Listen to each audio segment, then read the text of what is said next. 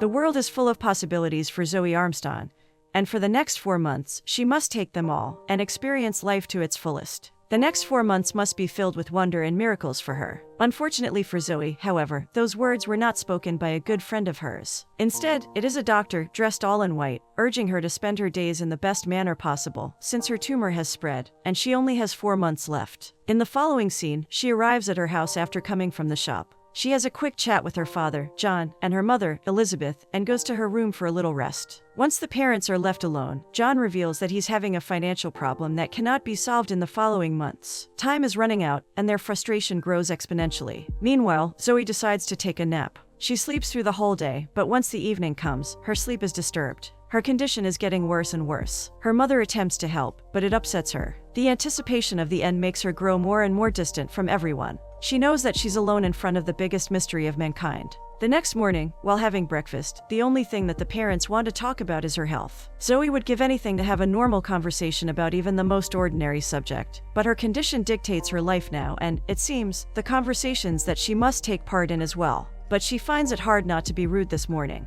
Elizabeth storms off, and John offers her to get out and have a burger, hoping that it will make her feel better. While driving to work first, John attempts to make Zoe see the situation from Elizabeth's point of view, and then asks her about Rob, Zoe's boyfriend. It seems like he couldn't take the news about Zoe's health and broke up with her, but Zoe doesn't seem so sad about that. She has already come to terms with her future. On their way back home, Zoe suddenly feels the urge to hear about the beginnings of the most beautiful things. She asks John to tell the story of how he met Elizabeth. It is a queer story. Zoe's parents used to study at the same college. One time, John accidentally entered the women's restroom and saw her, the prettiest girl he had ever glanced at. An understanding suddenly comes to Zoe that her passing will mean a danger to her parents' relationship. But John assures her that he loves Elizabeth, and they will surely stay together. Zoe becomes sick, and John is forced to pull over. Out of the car, Zoe struggles to keep breathing, and amidst her coughing and John's words of encouragement, some other noise attracts their attention. They look up and see a long string of smoke, getting longer and longer, heading toward the ground. The vision ends with the noise of a crash, and John runs to see what happened, asking Zoe to stay there.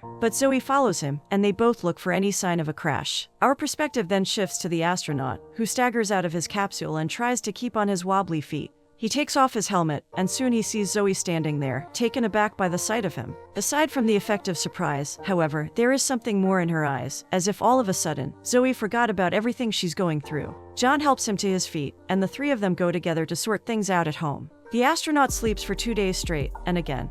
When he wakes up, the first thing he glances at is Zoe, standing over him and smiling widely. She reminds him of where he is, and offers him breakfast downstairs. The astronaut then crawls out of his bed, reaching for his clothes, and quickly, Zoe turns around. Her eyes are much brighter when they go downstairs. Then John introduces the whole family to the astronaut, who says that his name is Jack. Both his articulations and his motions are stiff and structuralized, as if he were programmed, but his smile and good manners are still there. Jack then answers the cascade of questions coming from Elizabeth, and we understand that he was born in space. The mere statement is so interesting that they have to hear more. So Jack tells the whole story. His parents were part of an expedition into space. One time, they drifted off course and roamed about in space. Thankfully, they had enough resources to live for 20 years, until they caught a glimpse of Earth. Then they put Jack into the space capsule and sent him to Earth. And so, that's how he came. Everything is queer and new for him. Even the taste of the very ordinary breakfast, and the sound of Dad's toothless jokes across the kitchen table. After that, John and Elizabeth quietly discuss the matter of his staying.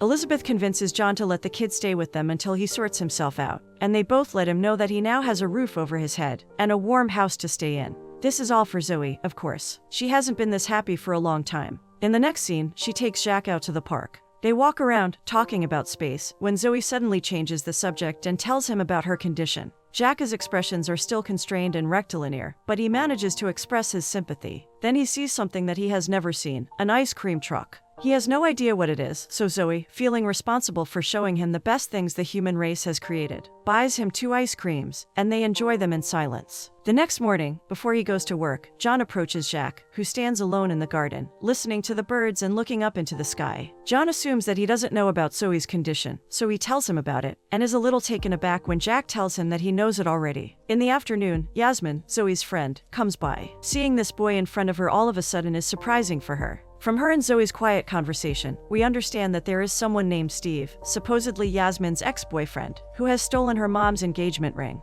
Yasmin has to go and take it from him, but she needs support, so she asks Zoe to come by. Jack is also willing to follow them. The girls tell Jacques to stay outside when they get there. It turns out that Steve and his friend are total jerks. Of course, they turn the girls down with their untalented remarks. So Yasmin and Zoe leave. They know that there is no point in talking to those jerks. Once they get back and tell Jacques that they couldn't get the ring, Jacques decides to sort the matter out himself. He ascends the stairs alone and walks inside. The two men are instantly aggressive, but Jacques stays stiff and emotionless. He gives them 3 seconds to hand him the ring. And when the time runs out, it is revealed that Jacques has inhuman powers. Without blinking, he breaks their hands, takes the ring, and walks out calmly. The girls are delighted. He is already kind of a hero in Zoe's eyes. She walks up and gently rewards him with a kiss on the cheek. Once they all get back, Elizabeth asks Jacques to help her with the salad she's making, and the girls go to talk for a while in private. Zoe is terrified while talking about her new friend from the cosmos. Then John comes in loudly and goes into the kitchen. He and Jacques have a little ordinary conversation about the earth and its beauty when, suddenly, Jacques slices the knife over his palm.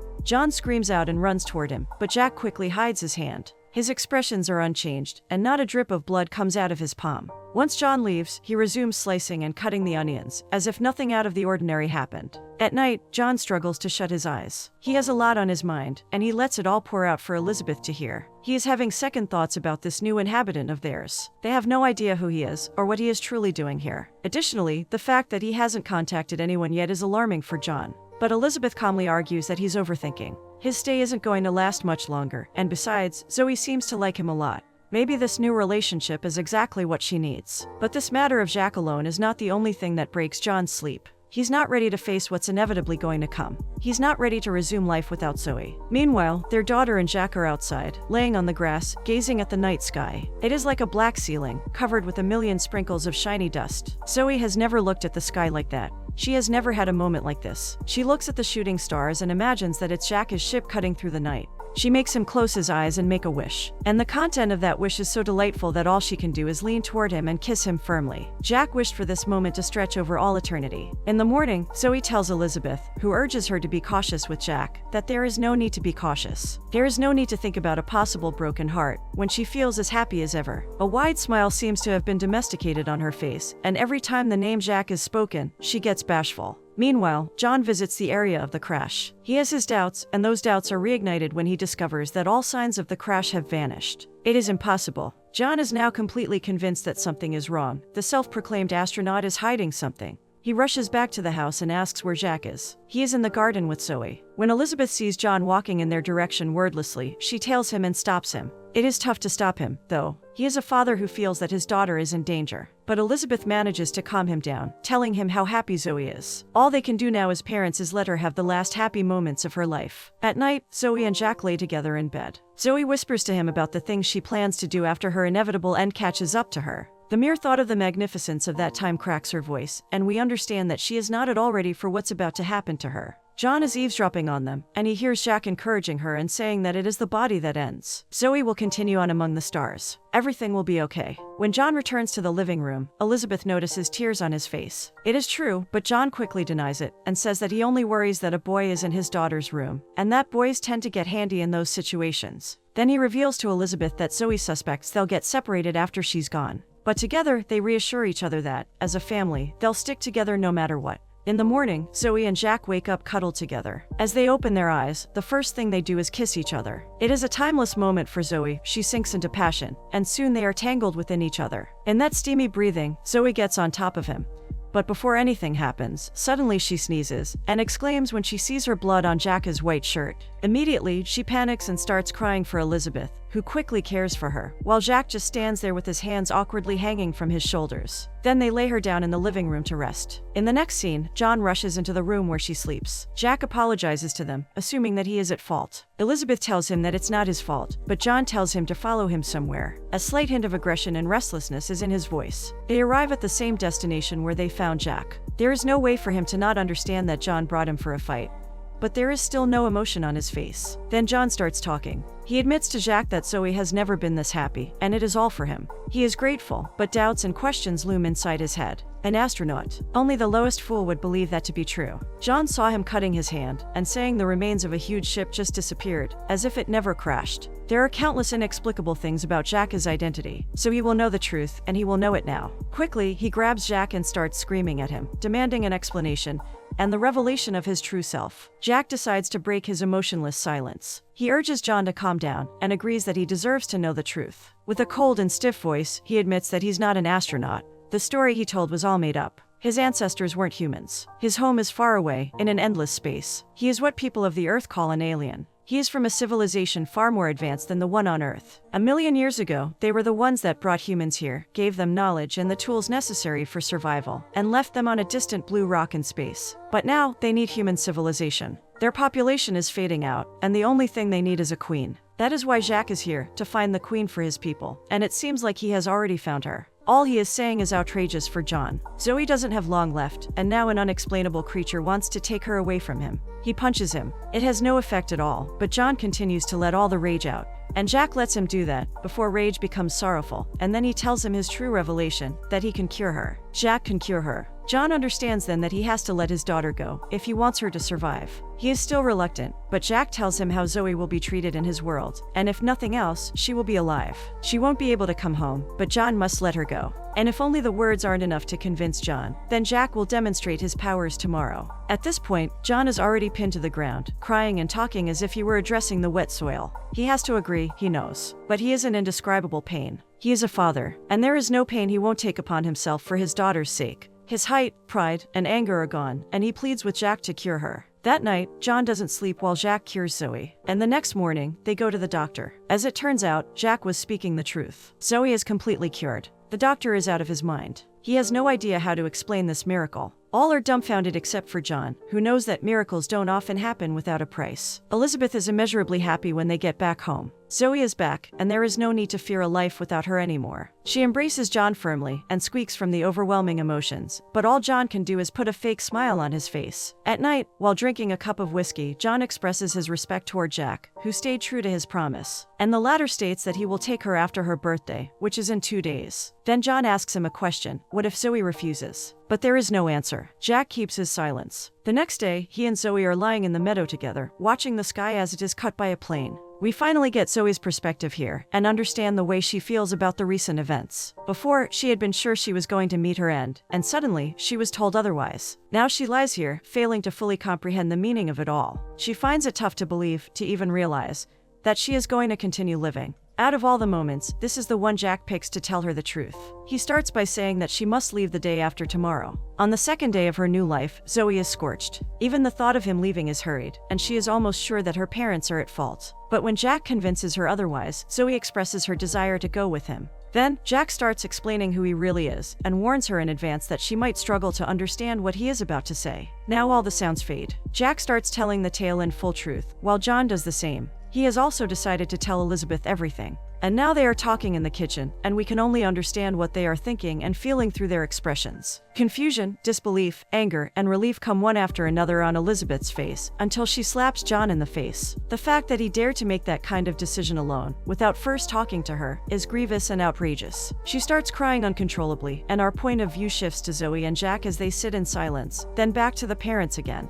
After a short conversation, they decide that there is no way they will let the alien take their baby away. They were foolish enough to let a stranger into their home. They were acting like some senseless saints, and now, after just a few days, their daughter is about to be taken away from them, into God knows where. They decide to keep silent, fight for Zoe, and do whatever it takes to keep their little girl. In the next scene, the morning of Zoe's birthday breaks. She wakes up first and kisses Jack on the forehead. Then she prepares herself and, after watching him for a while, goes downstairs. Elizabeth embraces her and congratulates her. Both seem to feel awkward in the presence of each other. Zoe assumes that Elizabeth knows nothing, and Elizabeth thinks the contrary. But they stay true to the act, talking about Zoe's birth, her struggles, and her life, the kind of conversation that is played out so often. Yasmin and 2 other neighbors will come to her birthday. They all have amusing small talk, in which Kate assumes that Yasmin and Jack are together. Yasmin quickly denies it and says that he's Zoe's boyfriend. Before it can lose its amusing tone and become awkward, however, John walks in with drinks in his hands. Kate then refuses to take a glass, and it is revealed that she's pregnant.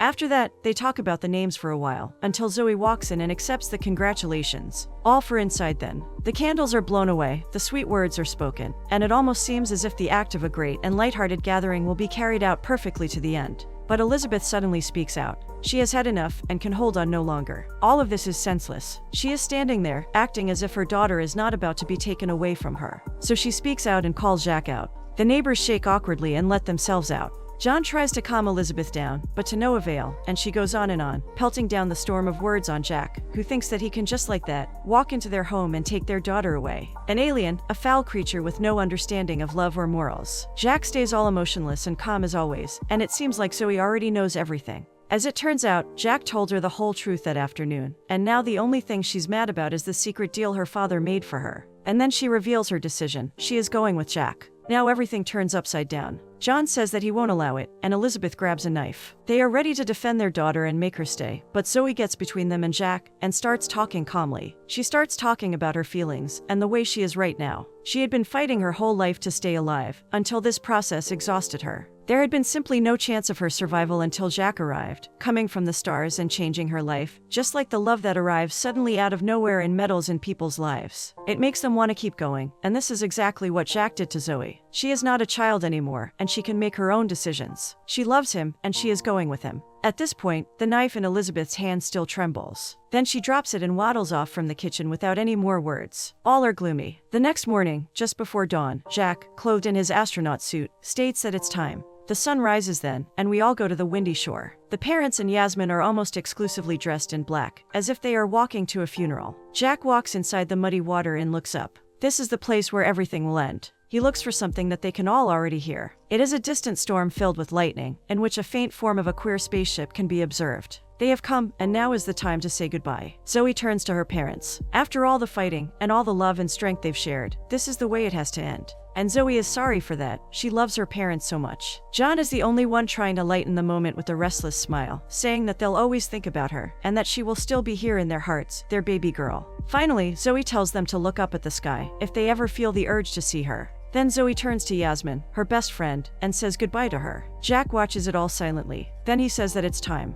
The sun comes out and shoots its rays upon their faces. Everyone falls back, and the couple goes further into the waves as the spacecraft becomes more and more visible. They kiss palm to palm, and the sun shines brighter and brighter, and at last, the light bursts into their eyes. And then nothing but the waves and the unending waters are to be seen. The couple has gone into space, to cut through the endless void and nameless galaxies.